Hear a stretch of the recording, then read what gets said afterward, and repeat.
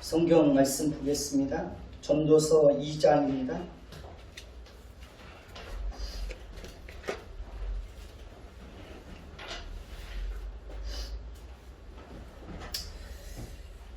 전도서 2장 18절부터 26절까지 보겠습니다. 전도서 2장 18절부터 26절까지 돌아가면서 읽겠습니다. 내가 해 아래서 내가 한 모든 수고를 미워하였노니 이는 내 뒤를 이을 이에게 남겨주게 됨이라. 그 사람이 지혜자였지 우매자였지야 누가 알리야마는 내가 해 아래에서 내 지혜를 다하여 수고한 모든 결과를 그가 다 관리하리니 이것도 헛되도다. 이러므로 내가 해 아래서 한 모든 수고에 대하여 내가 내 마음에 실망하였도다. 어떤 사람은 그 지혜와 지식과 재주를 다하여 수고하였어도 그가 모든 것을 수고하지 아니한 자에게 그의 몫으로 넘겨주리니 이것도 헛된 것이며 큰 악이로다. 사람이 해 아래서 행하는 모든 수고와 마음에 애쓰는 것이 무슨 소득이 있으랴. 일평생에 근심하며 수고하는 것이 슬픔뿐이라. 그의 마음이 밤에도 쉬지 못하느니 이것도 헛되도다. 사람이 먹고 마시며 수고하는 것보다 그의 마음을 더 기쁘게 하는 것은 없나니 내가 이것도 본즉 하나님의 손에서 나오는 것이로다. 먹고 즐기는 일을 누가 나보다 더 해보았으랴. 하나님은 그가 기뻐하는 자에게는 지혜와 지식과 희락을 주시나 죄인에게는 노고를 주시고 그가 모아 쌓게 하사 하나님을 기뻐하는 자에게 그가 주게 하시지만 이것도 헛되어 바람을 잡는 것이로다. 아멘.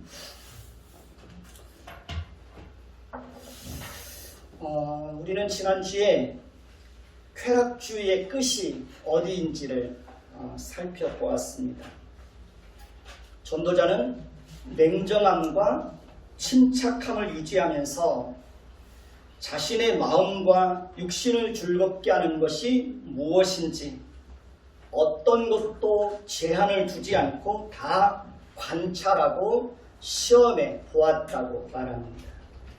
전도자는 눈이 원하는 것을 무엇이든지 금하지 않고 마음이 즐거워하는 것을 막지 않고 자신을 위해서 그 모든 것을 소유하고 추구해 보았다고 말합니다.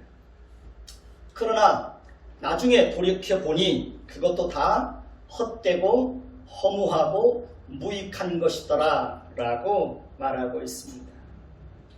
전도자는 지혜로운 것뿐만 아니라 망령됨과 어리석음까지도 취하여 그 속에서 삶의 의미와 가치를 발견해 보고자 했지만 그것도 마치 바람을 잡으려는 것과 같이 헛되더라고 말합니다.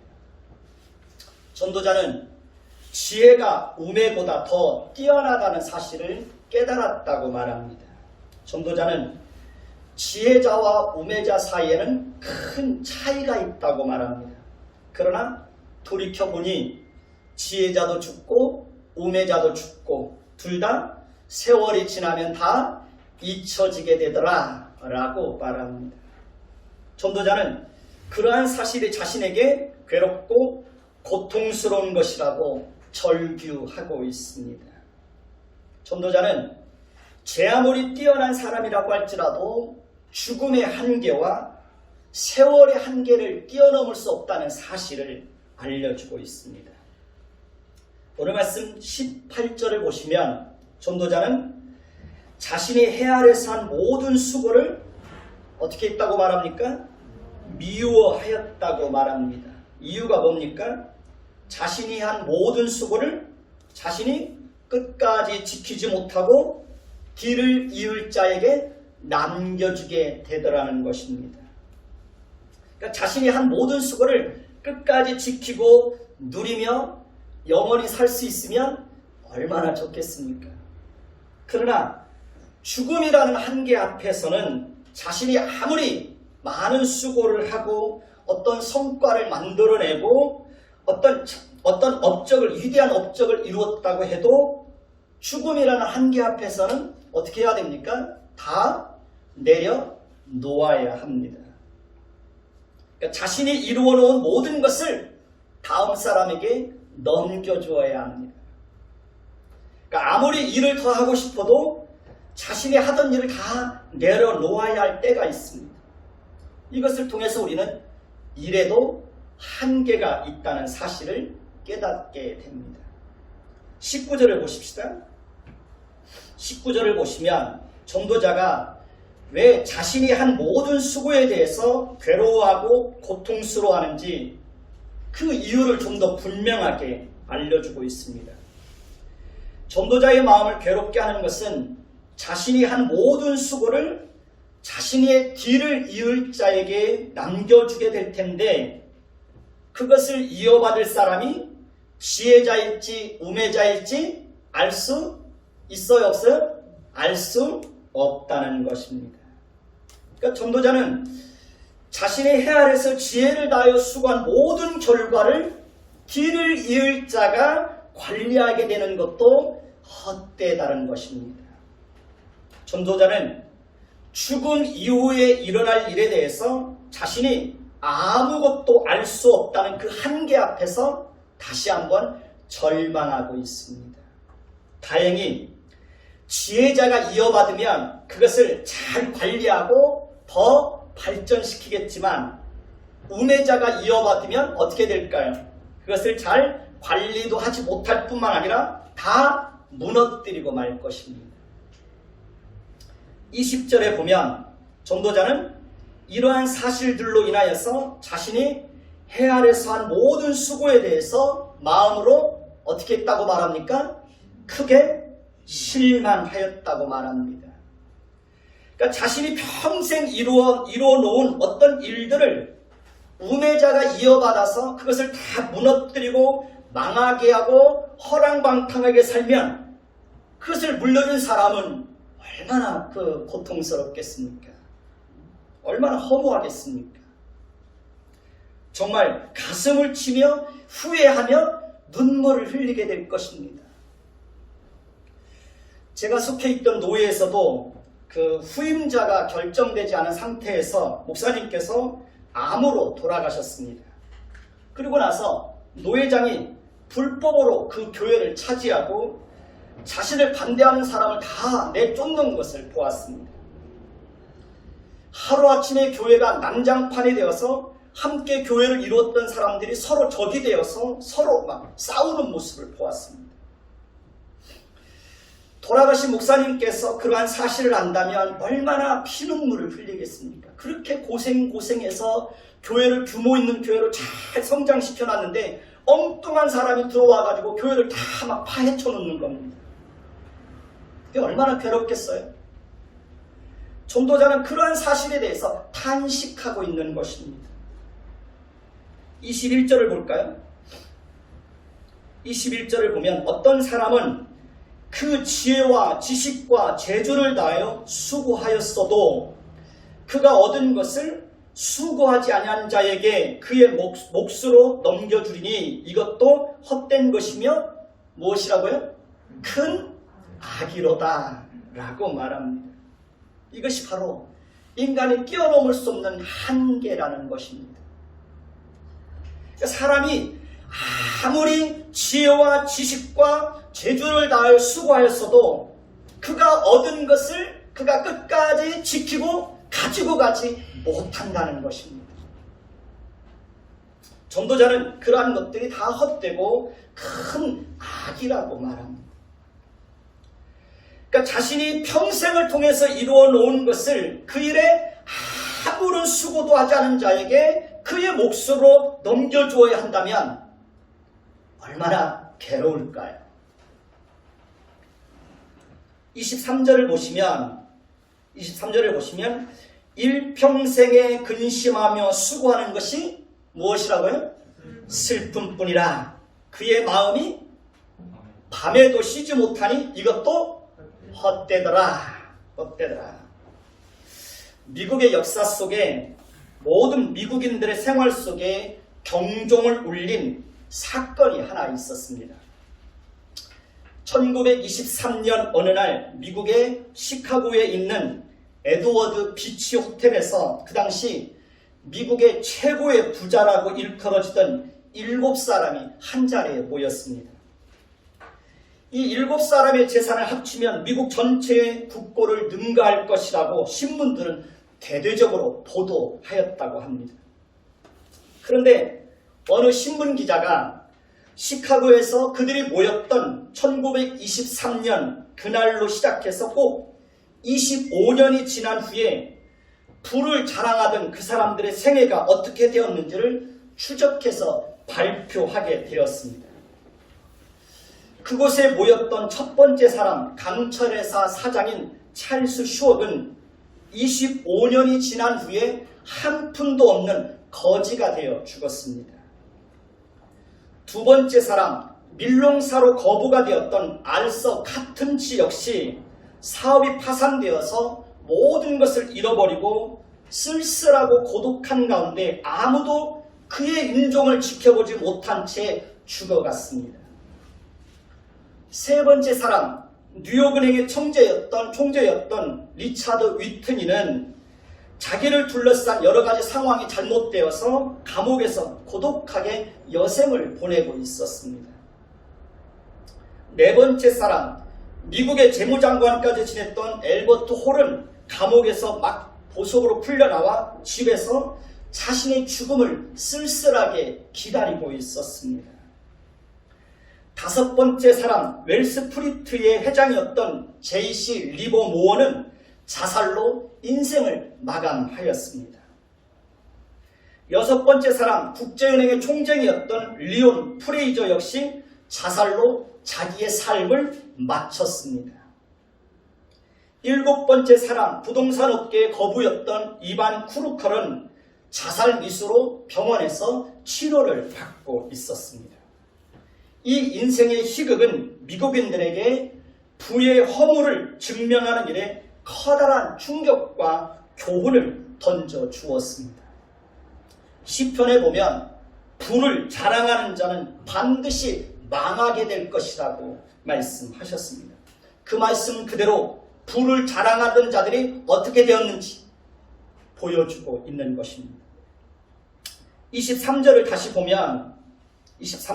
보면 전도자는 일평생에 근심하며 수고하는 것이 슬픔뿐인데 자신의 마음을 더 고통스럽게 하는 것은 사람의 마음이 밤에도 쉬지 못하더라는 것입니다. 우리는 때로 우리의 마음이 밤에도 쉬지 못하고 이런저런 생각을 하고 고민을 하다가 잠 못 이룰 때가 있습니까? 없습니까? 그럴 때가 있습니다. 그러니까 몸은 누워있는데 마음은 계속 움직이고 있는 거예요. 그러니까 몸은 어떻게 통제할 수 있는데 마음은 우리가 어떻게 통제할 수가 있어요? 없어요? 마음을 통제할 수가 없어요. 왜냐하면 마음은 계속해서 움직이고 있기 때문에 그렇습니다. 사람도 움직인대잖아요. 사람도. 마음을 어떻게 붙잡아 놓을 수가 없어요. 이것이 바로 인간이 뛰어넘을 수 없는 한계라는 것입니다. 전도자는 죄와 비참함 속에 살아갈 수밖에 없는 인간의 운명과 한계와 실상을 보면서 괴로워하고 실망하고 좌절하고 절망하고 고통스러워하고 있습니다. 그러나 전도자는 그 속에서도 새로운 희망을 발견했다는 사실을 고백하고 있습니다. 24절을 보십시다. 24절을 봅니다. 같이 읽습니다. 시작. 사람이 먹고 마시며 수고하는 것보다 그의 마음을 더 기쁘게 하는 것은 없나니 내가 이것도 본즉 하나님의 손에서 나오는 것이로다. 일을 하는데 어떤 사람은 마지못해서 억지로 오직 먹고 살기 위한 목적으로만 일을 하는 사람들이 있습니다. 그러나 어떤 사람은 먹고 마시고 수고하며 일을 할 수 있다는 그 사실에 대해서 감사하고 기뻐하면서 일을 하는 사람들이 있습니다. 그러니까 똑같은 일을 하는데도 전혀 다른 마음의 태도를 가지고 일을 하는 것입니다. 여러분은 어떻습니까? 여러분이 하는 일에 대해서 즐거움을 가지고 일을 하고 있습니까? 아니면 마지못해서 억지로 죽지 못해서 그 일을 하고 있습니까? 가정에서 주부들이 가사 일을 하고 아이들을 양육하고 음식을 준비할 때에도 즐거운 마음을 가지고 일을 하는 가정주부들이 있는가 하면 또 그렇지 못한 사람들도 있습니다. 학생들이 공부를 할 때도 정말 즐거운 마음을 가지고 자신의 꿈과 미래를 바라보면서 열심히 공부하는 사람이 있는가 하면 억지로 마지못해서 공부를 하는 아이들도 있습니다. 무슨 일을 하든지 즐거운 마음을 가지고 일을 하는 사람들이 있는가 하면 마지못해서 억지로 하는 사람들이 있습니다. 설교자에게는, 저에게는 설교를 할 수 있다는 것만으로도 늘 즐겁고 감사하고 저에게는 그것이 큰 축복이고 행복입니다. 그래서 주일이 기다려져요. 설교할 수 있다는 게, 설교할 수 있다는 게. 오늘 새벽에도 3시 50분에 일어나가지고 4시에 교회에 와가지고 기도하고 또 말씀을 또 이렇게 준비한 걸 또 살펴보고 이제 그랬습니다. 설교자에게는 설교할 수 있다는 것만으로도 감사한 거예요. 그러니까 우리가 아무리 먹고 마시고 수고하는 가운데서 기쁨을 누리고 싶어도 환경이 허락하지 않으면 그렇게 하지 못할 수도 있습니다. 일을 하고 싶어도 일자리가 주어지지 않으면 우리는 일을 할 수가 없습니다. 먹고 마시고 싶은데 건강이 허락하지 않으면 우리는 먹고 마시는 일조차도 우리 마음대로 할 수 없습니다. 저는 신학교에 들어가기 전에 제가 여러 번 말씀을 드렸지만 목장에 대한 꿈이 있어서 고등학교를 졸업하고 목장에서 3년 동안 그 목장 일을 배웠던 적이 있습니다. 저는 목장을 해서 돈을 많이 벌어서 양로원을 하는 게 저의 꿈이었습니다. 그러나 지금은 하나님의 부르심이 있어서 하나님의 말씀을 전하는 자로 살고 있습니다. 사실 목장 일은 힘들고 더럽고 지저분한 일입니다. 똥치고 새벽 3시 반부터 일어나서 똥치고 사료주고 풀베고 젖짜고 방목시키고 또 이렇게 소 병치료하고 이런 게 다 목장 일의 다 대부분입니다.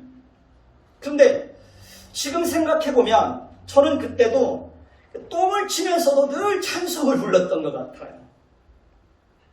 풀을 베면서도 찬송을 부르고 어느 날은 풀을 베면서 찬송을 부르다가 혼자 감격해서 그 자리에서 무릎을 꿇고 기도했던 그런 경험도 있습니다. 지금 생각해보면 그때 하나님이 강력하게 저한테 임재하셨던 것 같아요. 방목을 시킬 때에도 조소들은 풀을 뜯게 하고 저는 그 자리에서 늘 찬송을 부르면서 그렇게 그 일을 했던 적이 있습니다. 목장 사장님이 그때 저에게 했던 말이 있습니다. 너는 도대체 똥을 치면서도 뭐가 그렇게 즐거워서 늘 찬송을 부르냐고 저에게 그렇게 말했던 적이 있습니다. 지금 생각해보면 제가 그때 그 지저분하고 더럽고 힘든 일을 하면서도 먹고 마시고 수고하는 일 가운데서도 제가 그 일을 기쁨을 가지고 일을 할 수 있었던 것도 하나님이 저에게 주신 그 특별한 은혜였습니다. 저는 신학교를 졸업하고 대학원에 진학하기 전에 3년 동안 공사 현장에서 그 힘든 일을 했던 적도 있습니다. 저는 왜 제가 목사가 되려고 하는지 제 자신의 내면의 동기를 다시 한번 점검하고 싶었습니다. 그리고 저는 하나님 앞에서 정직하게 살 수 있다면 노동일을 하는 것도 가치 있다고 저는 그렇게 생각을 했습니다. 그래서 3년 동안 열심히 일을 했습니다. 그러니까 주일만 쉬고 거의 매일같이 그 공사 현장을 다니면서 그 일을 했던 적이 있습니다. 근데 그때에도 일을 마치고 집으로 돌아오는 길에 그 시장에 들러서 과일 조금 사고 또 생선 사고 뭐 반찬거리 사고 그것을 양손에 들고 올 때마다 얼마나 마음이 행복했는지 모릅니다. 그러니까 제가 하루하루 수고해서 아이들 먹을 수 있는 과일과 생선과 뭐 이렇게 반찬거리를 사고 온다는 그 자체가 항상 즐거웠어요. 그때에도 하나님께서 저에게 기쁨을 가지고 일할 수 있는 특별한 은혜를 주셨다고 저는 생각하고 있습니다. 그러니까 무슨 일을 하든지 자신이 하는 일에 대해서 기쁨과 즐거움을 가지고 일을 할 수 있다면 그 사람은 어떤 사람입니까? 그 사람은 행복한 사람입니다. 그러나 그 또한 누구의 손에서 나오는 거라는 거예요? 하나님의 손에서 나오는 거라는 거예요. 제 아내도 노인 주간 보호센터에서 사회복지사로 일한 지 벌써 1년이 다 됐습니다. 그러니까 코로나가 터지면서 하나님의 은혜로 취업이 돼서 정말 다행이라고 생각했습니다.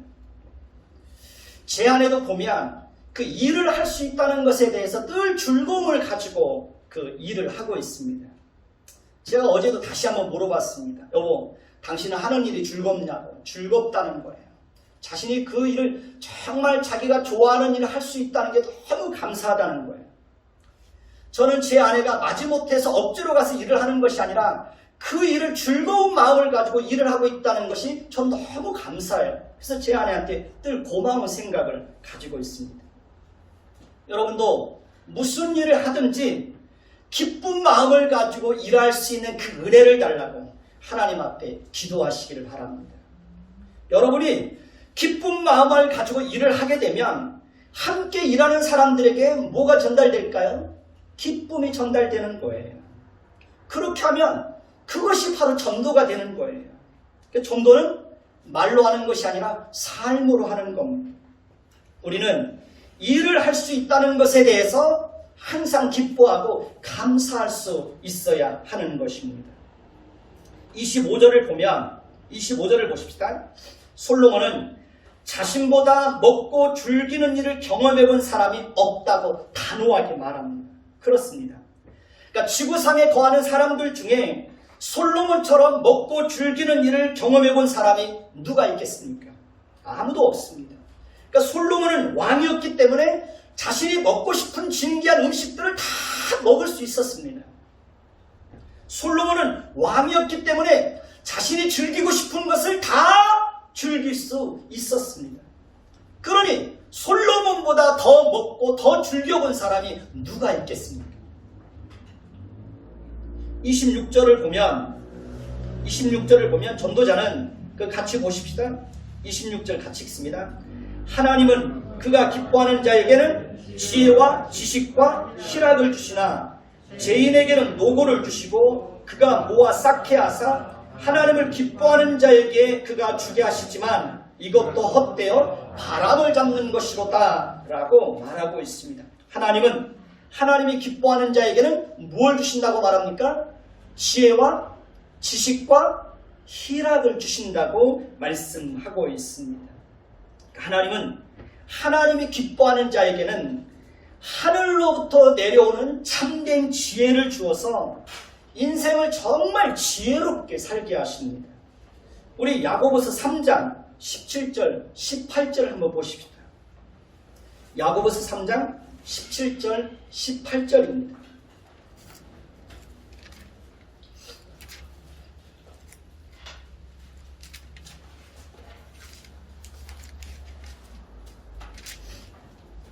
같이 읽습니다. 오직 위로부터 난 지혜는 첫째 성결하고 다음에 화평하고 관용하고 양순하며 긍휼과 선한 열매가 가득하고 편견과 거짓이 없나니 화평하게 하는 자들은 화평으로 심어 의의 열매를 거두느니라. 저는 신학교 다닐 때 40일 동안 매일같이 삼각산에 있는 그 능력봉이라는 곳에 올라가서 그 40일 동안 매일같이 올라가서 철야를 했던 적이 있습니다. 그때만 해도 그 삼각산 능력봉에 기도하는 사람들이 많이 있었습니다. 나라와 민족을 위해서 기도하는 사람들이 그 봉우리 앉아가지고 기도하고 있었습니다. 저도 그때 그 삼각산 능력봉에 40일 동안 철야를 다니면서 하나님 앞에 매일같이 지혜를 달라고 기도했던 적이 있습니다.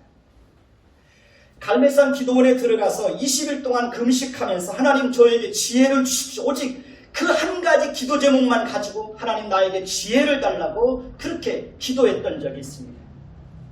그리고 어느 날 야고보서를 읽다가 하나님이 주시는 지혜가 무엇인지에 대해서 발견하고 깜짝 놀랐던 적이 있습니다. 하나님이 주시는 첫 번째 지혜는 무엇입니까? 성결입니다. 성결은 내면의 동기를 말합니다. 우리가 무슨 일을 하든지 가장 중요하게 점검해야 되는 것이 무엇일까요? 그것은 바로 내면의 동기입니다.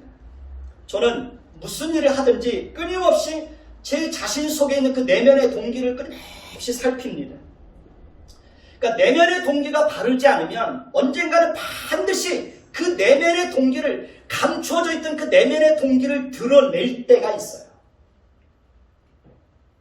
우리는 무슨 일을 하든지 성결하고 바르고 순수한 동기로 해야 되는 것입니다.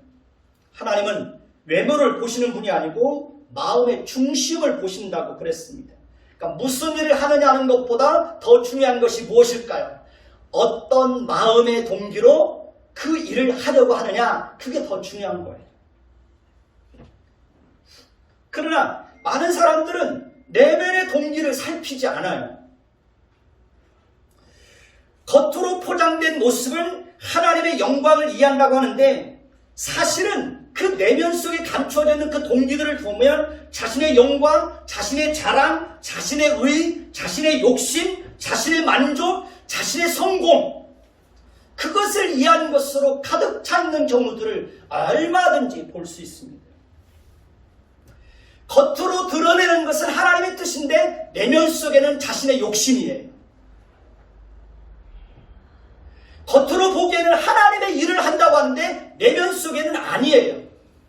잘못된 동기를 가지고 하나님의 이름을, 하나님의 일을 내거는 거예요. 저는 그런 경우들을 참 많이 봅니다. 누구를 만나서 대화하고 보면 금방 그런 내면의 동기가 보여요. 잘못된 동기인데 하나님의 뜻으로 포장하고 하나님의 영광으로 포장하는 거예요. 하나님이 주시는 첫 번째 지혜는 성결이에요. 모든 지혜는 어디에서부터 나오는 거예요? 성결함에서 나오는 거예요. 그래서 이로부터 내려오는 첫 번째 지혜의 맨 앞에다가 성결함을 두는 거예요. 모든 지혜는 거기서부터 나오는 거예요. 둘째는 화평이에요. 화평은 모든 사람과 화목하게 지내는 거예요. 화평은 다른 사람을 불편하게 하는 말이나 행동을 하지 않는 거예요. 화평은 다른 사람과 원수를 맺지 않는 거예요. 화평은 다른 사람들과 등 돌리고 살지 않는 거예요. 하나님의 자녀들은 반드시 모든 사람들과 화평하게 지내야 합니다. 예수님께서도 산상수훈에서 화평케 하는 자가 복이 있다고 말씀하셨습니다. 사람이 살다 보면 관계가 어려워질 때가 있을까요? 없을까요? 관계가 어려워질 때가 있어요. 내 의지와 상관없이 다른 사람의 잘못으로 인해서 관계가 또 이렇게 어렵게 될 수도 있고, 나의 부지불식간의 어떤 실수로 인해서 관계가 어려워질 수도 있어요. 그러면 그때 어떻게 해야 됩니까? 그럴 때는 먼저 찾아가는 거예요. 먼저 찾아가서 용서를 빌고 먼저 찾아가서 손을 내미는 거예요. 그 사람이 나에게 와서 화해의 손을 요청하기 전에 내가 먼저 찾아가는 거예요. 그 사람이 진정으로 용기 있는 사람이에요. 저도 저희 집사람하고 이렇게 뭐 좀 관계가 조금 이렇게 불편하게 되면 항상 제가 먼저 미안하다고 그래요. 제가 그걸 못 견디겠어요. 제가 먼저 여보 미안해. 그러니까 불편한 관계로 지내는 걸 못 견디는 거예요. 그냥 먼저 사과하는 거예요. 주변에 보면 형제들끼리 서로 등 돌리고 사는 사람들이 많이 있습니다. 심지어 부모와 자식이 등 돌리고 사는 사람들도 많이 있습니다. 사람들이 그렇게 사는 것은 지혜가 부족하기 때문에 그렇습니다. 화평이 깨지면 마음의 평안도 행복도 사라지는 거예요. 그래서 우리는 늘 화평을 위해서 힘써야 되는, 그게 지혜예요. 지혜. 셋째는 관용입니다. 관용은 상대방의 허물과 실수에 대해 항상 너그럽게 품어주는 거예요. 우리가 왜 상대방의 실수와 허물에 대해 항상 너그럽게 품어주어야 될까요? 우리 자신도 언제라도 실수하고 우리의 허물이 드러날 수 있기 때문에 그러는 것입니다. 우리 중에 어떤 사람도 완벽한 사람이 있어요? 없어요? 우리 중에 어떤 사람도 완벽한 사람이 없어요. 우리는 언제라도 말과 행동으로 다른 사람에게 실수하고 상처를 주시는 그런 가능성을 우리는 항상 가지고 있습니다. 가정 안에서 관용이 없다면 어떻게 될까요? 그러면 우리 자녀들이 가정 안에서 평안하게 지낼 수 있을까요? 가정 안에서 관용이 없다면 그 가정이 따뜻한 가정이 될 수 있을까요? 설교자에게 관용이 없다면 목회자는 늘 강대상에 서서 성도들을 지적하고 책망하고 야단치고 그럴 거예요. 저는 제 자신이 얼마나 연약하고 무능하고 부패하고 타락한 본성을 가지고 있는지 저는 제 자신을 잘 압니다. 저는 신학교 다닐 때 하나님께서 제 마음속에 온갖 더럽고 부패하고 추하고 악한 죄악들을 제 마음속에 있는 그 추한 죄악들을 적나라하게 드러내서 보여준 적이 있습니다.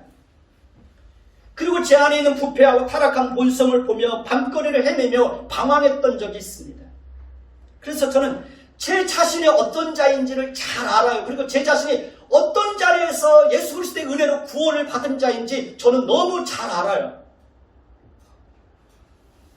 그래서 여러분들 앞에 섰을 때도 늘 여러분들 앞에 그 관용을 가지고 여러분들을 대하는 거예요. 우리 자신이 어떤 존재인지를 바르게 안다면 우리는 다른 사람들의 실수와 허물에 대해서도 언제라도 관용을 베풀 수 있습니다. 우리는 서로에 대해서 항상 뭘 베풀어야 됩니까? 관용을 베풀어야 됩니다. 아이들이 실수했을 때도 넉넉하게 품어주시는 그런 관용. 남편이나 아내가 실수했을 때도 넉넉하게 서로 관용해 주시는 넉넉한 마음. 그런 게 있어야 가정이 따뜻한 가정이 될 수 있는 것입니다. 네 번째는 양순입니다. 양순은 잘 듣는 거예요. 다른 사람이 무슨 말을 하든지 잘 들을 줄 아는 사람.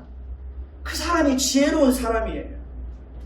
다른 사람이 조금만 거스리는 말을 해도 그걸 듣지 못하고 곧바로 그 거부 반응을 일으키는 사람이 있습니다.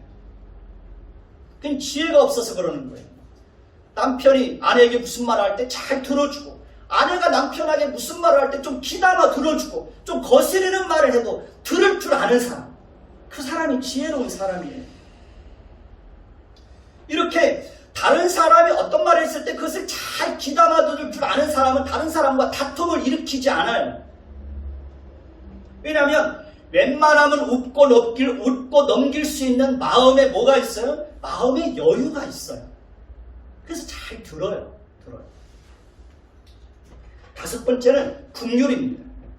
진정한 긍휼은 불쌍히 여기는 마음과 함께 항상 행동이 움직이는 겁니다. 불쌍히 여기는 마음만 가지고 있는 것은 긍휼이 아닙니다. 내가 누군가를 진정으로 불쌍히 여기는 마음이 있다면 물질과 뭐가 같이 가야 돼요? 행동이 따라가야 되는 거예요. 그것이 진정한 긍휼입니다. 안 됐다, 불쌍하다, 이건 긍휼히 여기는 게 아니에요. 어려운 사람이 있으면 내 물질을 기꺼이 내놓는 거예요. 그게 긍휼이에요. 그게. 여섯 번째는 선한 열매가 가득한 거예요. 예수 믿는 사람들은 나누고 베풀고 섬기고 희생하고 배려하는 일들을 통해서 삶 속에 뭐가 가득해야 돼요? 선한 열매들이 가득하게 돼야 돼요. 일곱 번째는 편견이 없어요. 편견이 없다는 것은 어느 한쪽으로 치우치지 않는 거예요. 그러니까 균형을 잘 잡는 게 중요한 거예요. 목회에도 균형이 필요해요. 여러분 삶에도 균형이 필요해요. 가정에도 균형이 필요합니다. 사람을 대할 때도 어떤 선입견이나 편견을 가지고 대하는 것이 아니라 그 사람을 있는 그대로 오랫동안 지켜보는 거예요. 그러면 시간이 지나면 그 사람의 그 진가가 드러나게 되어 있어요. 여덟 번째는 거짓이 없는 거예요. 하나님은 거짓을 싫어합니다. 하나님은 남을 속이는 것을 싫어합니다. 하나님은 거짓된 행동을 싫어합니다. 그렇기 때문에 하나님이 주시는 지혜를 가진 자는 늘 정직하게 말하고 정직하게 행동하고 정직하게 살려고 늘 그 몸부림을 쳐요. 그 사람이 정말 지혜로운 사람입니다. 하나님은 이렇게 하나님이 기뻐하는 자에게는 하나님이 주시는 놀라운 지혜를 주어서 인생을 정말 바르고 정직하고 평안하고 행복한 삶을 살도록 하나님이 그렇게 이끌어 주십니다. 사람들이 인생을 잘못 사는 것은 지식이나 경험이 없어서가 아니라 지혜가 없어서 인생을 잘못 사는 것입니다. 지혜가 없기 때문에 인생을 함부로 사는 것입니다. 하나님은 하나님이 기뻐하는 자에게는 지혜뿐만 아니라 하나님의 성품을 아는 참된 지식을 주어서 하나님의 성품을 풍성하게 닮아가게 하십니다.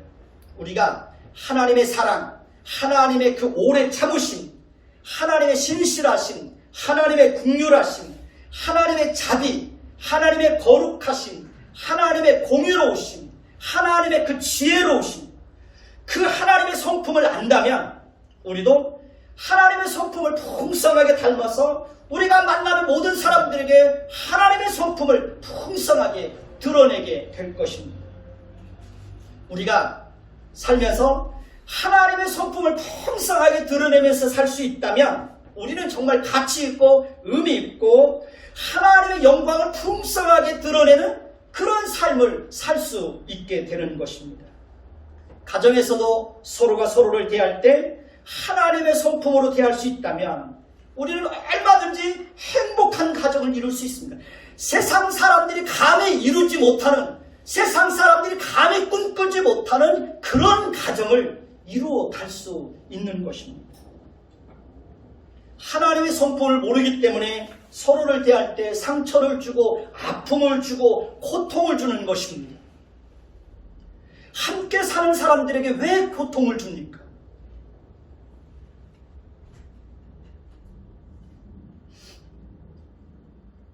하나님은 하나님이 기뻐하는 자들에게는 하나님의 말씀을 아는 바른 지식을 주어서 하나님의 말씀을 따라서 정말 가치 있는 인생을 살게 하십니다. 그리고 하나님이 기뻐하는 자들에게는 하나님께서 기쁨을 주어서 항상 즐거운 마음을 가지고 살아가게 하십니다. 하박국 3장 17절에서 18절을 보면 비록 무화과나무가 무성치 못하며 포도나무에 열매가 없으며 감람나무에 소출이 없으며 밭에 먹을 것이 없으며 우리의 양이 없으며 외양간에 소가 없을지라도 나는 여호와로 말미암아 즐거워하며 나의 구원의 하나님으로 인하여 기뻐하리로다 라고 하박국 선지자는 고백하고 있습니다. 그러니까 하박국 선지자는 자신에게 아무 것이 없어도 하나님으로 말미암아 즐거워하며 자신이 구원받은 것으로 인하여서도 기뻐한다고 그는 고백하고 있습니다. 고린도후서 7장 4절을 보면 사도 바울은 모든 환난 가운데서도 위로가 가득하고 기쁨이 넘치게 되었다고 고백하고 있습니다. 고린도후서 12장 10절을 보면 그러므로 내가 그리스도를 위하여 약한 것들과 능력과 궁핍과 박해와 곤고를 기뻐하노니 이는 내가 약할 그때의 강함이라고 말하고 있습니다. 하나님은 이렇게 하나님을 기뻐하는 자들에게는 하나님이 주시는 참된 기쁨을 누리게 하십니다. 우리는 때로 캄캄한 밤을 보낼 수 있습니다. 때로 눈물을 흘려야 할 때도 있습니다. 때로 절망과 좌절에 빠질 때도 있습니다. 우리는 때로 고통스러운 밤을 보낼 때도 있습니다. 그러나 하나님이 기뻐하는 자들에게는 하나님께서 반드시 그런 가운데서 건져주셔서 하나님으로 인하여서 기뻐하며 하나님으로 인하여서 춤을 추며 하나님으로 인하여서 즐거워하며 노래를 부르게 하시는 것입니다. 그러나 오늘 말씀에 보면 죄인들에게는 노고를 주시고 그들로 하여금 모아 쌓게 하시지만 그것도 하나님이 기뻐하는 자에게 주게 하신다고 말씀을 하고 있습니다. 하나님을 떠나서 사는 인생들은 이 땅에서 죽도록 고생만 하다가 아무것도 가지고 가지 못한다는 것입니다. 그러니 얼마나 불쌍하고 비참한 인생입니까? 하나님을 떠나서 사는 인생들에게 무슨 기쁨과 위로가 있겠습니까? 하나님으로부터 선택받지 못한 사람들에게 무슨 위로가 있겠습니까? 죄인들은 죽도록 고생만 하다가 그것도 다 쓰지도 못하고 죽는 겁니다. 하나님은 저와 여러분들을 선택해 주시고 하나님이 저와 여러분들을 선택해 주시고 하나님의 자녀 삼아 주신 것은 죄와 비참함 속에서 우리를 건져주시고 이 땅에서도 하나님이 기뻐하는 자가 되어서 하나님이 주시는 지혜와 지식과 희락을 가지고 허무주의와 쾌락주의에 굴복하는 것이 아니라 정말 가치 있고 의미 있고 행복한 인생을 살게 하시기 위해서 하나님이 저와 여러분들을 하나님의 백성으로 삼아주셨습니다. 그러니 우리는 얼마나 감사하고 행복한 사람들입니까? 26절을 다시 한번 보십시다. 26절을 다시 한번 보면 전도자는 하나님은 그가 기뻐하는 자에게 지혜와 지식과 희락을 주신다고 말씀합니다. 전도자는 하나님은 죄인에게는 노고를 주시고 모아 쌓게 하사 하나님을 기뻐하는 자에게 그가 주게 하시지만 이것도 뭐라는 거예요? 헛되어 바람을 잡는 것이로다 라고 말하고 있습니다. 왜 전도자는 이것도 헛되어 바람을 잡는 것이라고 말하고 있는 것입니까? 그 이유는 하나님께서 우리에게 은혜로 복을 주셨을 때 그것 때문에 하나님을 더 가까이 하고 하나님을 더 바르게 섬기는 것이 아니라 오히려 하나님께서 주신 복으로 인하여서 하나님을 잊어버리고 하나님을 멀리하고 하나님을 떠나는 그런 일들이 발생하더라는 것입니다. 실제로 솔로몬은 하나님께서 그가 원하는 모든 것을 주셨지만 그것 때문에 그가 하나님을 더 잘 섬긴 것이 아니라 그것 때문에 그는 오히려 하나님을 잊어버리고 우상숭배에 빠진 것을 우리는 알 수 있습니다. 이스라엘 백성들도 광야를 지나서 하나님께서 약속하신 가나안 땅에 들어갔을 때 그래서 그 땅에서 모든 것이 풍족해졌을 때 그것을 주신 하나님을 잊어버리고 오히려 그것 때문에 어떻게 합니까? 하나님을 버립니다. 우상숭배에 빠집니다. 다윗 왕도 가장 평안할 때에 죄에 빠졌습니다. 이스라엘 백성들도 보면 평안하면 늘 하나님을 잊어버렸습니다. 이스라엘의 왕들도 보면 평안하면 하나님을 잊어버려요. 그러니까 하나님이 우리에게 행복과 평안과 물질을 주시면 그것을 가지고 하나님을 섬기는 일에 더 열심을 내야 되는데 오히려 인간은 평안하면 하나님을 잊어버린다는 거예요. 평안하면 하나님을 떠나요. 평안하면 더 기도해야 되는데 평안하면 더 기도를 하지 않아요.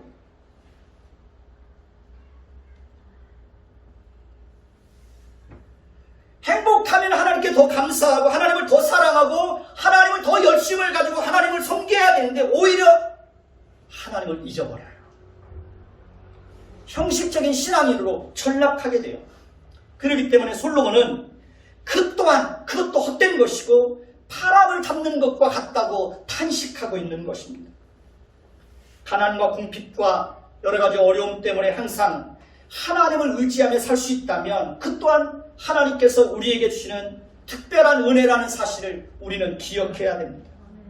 하나님은 저와 여러분들이 모든 것이 넉넉해서 하나님을 잊어버리고 사는 것이 아니라 힘들고 어려운 중에서도 하나님을 의지하며 살 수 있다면 하나님은 그것을 더 기뻐하신다는 사실입니다. 우리는 모든 것을 다 가지는 것이 복이 아니라는 사실을 알아야 됩니다. 하나님을 의지하고 하나님을 가까이 하고 하나님과 동행하는 삶이 더 복된 삶이라는 것을 우리는 기억해야 됩니다. 하나님은 바울에게 여러 계시를 받은 것이 지극히 크므로 너무 자만하지 않게 하시려고 바울의 육체에 가시를 주었다고 그랬습니다. 하나님은 저와 여러분들에게 육체의 가시를 줄 수 있습니다. 그 육체의 가시가 물질일 수 있습니다. 몸의 질병일 수 있습니다. 자녀 문제일 수 있습니다. 남편의 문제일 수도 있습니다. 하나님은 저에게도 육체의 가시를 주셨습니다. 그래서 항상 하나님을 의지하지 않고는 살 수 없게끔 제 인생을 지금까지 그렇게 이끌어가고 있습니다. 저에게 육체의 가시는 물질의 문제와 눈의 문제입니다. 저는 한쪽 눈이 잘 시선을 잘 못 맞춥니다. 설교를 하다 보면 어떤 때 여러분들이 막 이렇게 막 흔들릴 때가 있어요. 그럼 저는 막 당황하게 돼요. 그래서 저는 운전을 못해요. 그러니까 어디 잘 못 돌아다녀요. 어디 눈이 안 좋아서 운전을 못해서 어디 못 돌아다니니까 집에서 늘 기도하고 성경 보고. 그게 저에게는 하나님의 은혜예요. 물질의 문제 때문에 늘 그것이 저에게 가시가 되어서 저를 찔러요. 그것 때문에 더 겸손하게 되고 그것 때문에 자존심을 내려놓게 되고 그것 때문에 하나님을 더 의지하게 되고 하나님 앞에 늘 엎드려서 살게 하고 그것이 저에게는 가시예요. 더 겸손하게 하고 아무것도 자랑할 수 없게 하고 저를 더 낮추고. 근데 사실은 나에게 주어진 그 육체의 가시 때문에 내가 하나님을 잊어버릴 수 없고 잠시라도 하나님을 떠날 수 없고 그것 때문에 내가 하나님을 더 의지하면서 살 수 있다면 그것이 하나님이 우리에게 주신 은혜라는 거예요. 그것이 은혜라는 거예요.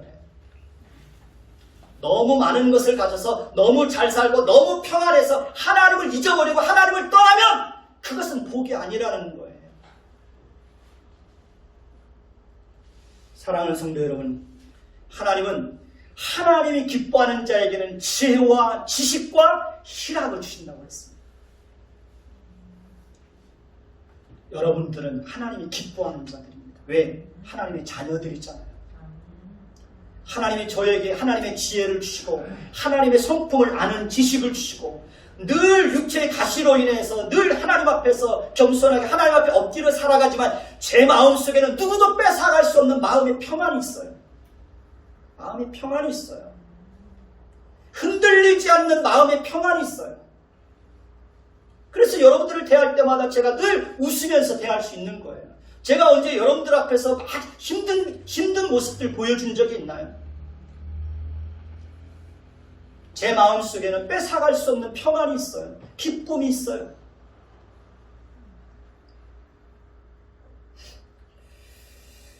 여러분들이 끝까지 정말 평안하면 더 기도하십시오. 더 기도하십시오. 제가 말씀을 드렸지만 코로나 이후에 정말 많은 사람들이 하나님을 떠났어요.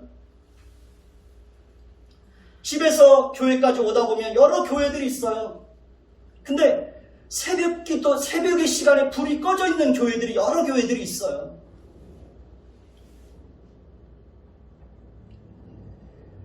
코로나가 우리에게 아픔이 되어서 그것 때문에 내가 하나님을 더 가까이 할 수 있다면 그게 복이에요. 그게 복이에요.